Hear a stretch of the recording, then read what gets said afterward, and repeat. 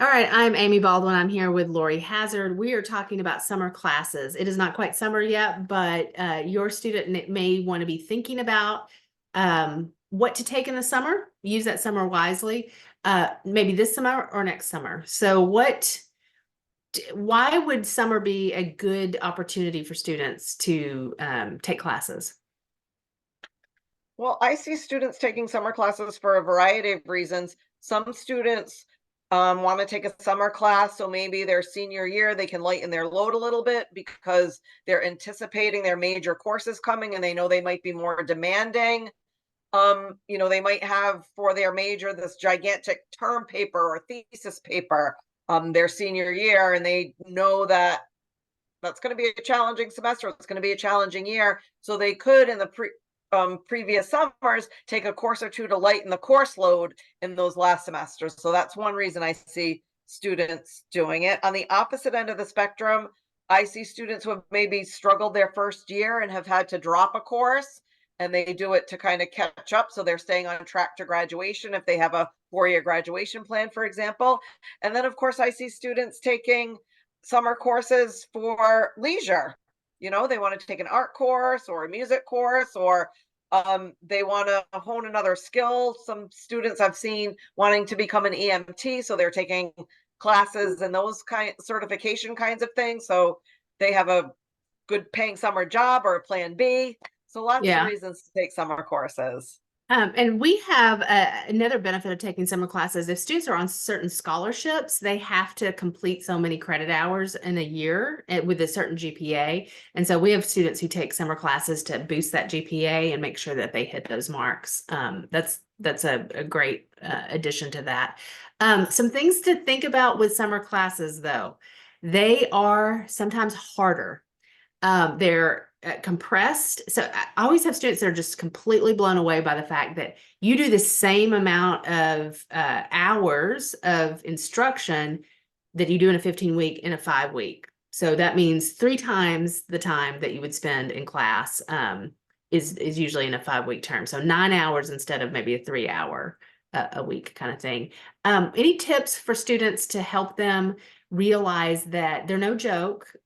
They're great, but they're no joke, and you might need to approach them a little differently.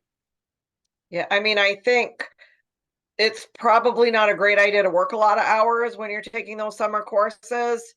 If you can afford to do that, immerse yourself in the course. And, as we always talk about, Amy, they're going to have to time and behavior manage and seek out support immediately. The first day of class, if there's any concepts or any assessments or any parts of the course that they're already thinking, oh, this is going to be a little bit more difficult for me, to access that help and support immediately, either if they're from their professor or the academic support services. So to be prepared to have that humility and be willing, open, and able to ask for help, and seek it out, and Yeah. really be hyper vigilant about managing your time and Yeah. behavior. Oh, yeah. And, if you're taking more than one, I have some students that take 6 hours, which is our maximum. That pretty much means you're going to be in classes all day and you're going to be reading ahead and studying all night and all weekend. So it is really a lot of work in a short period of time. And you're right, the working on top of that, there's just not going to be the space to think about the concepts and study the concepts like you would over 15 weeks. It I, can be a lot. I think the conversation that I've had with students too is students think, I'm going to hold off with this course that I'm absolutely dreading, take it in the summer so I can get it out of the way.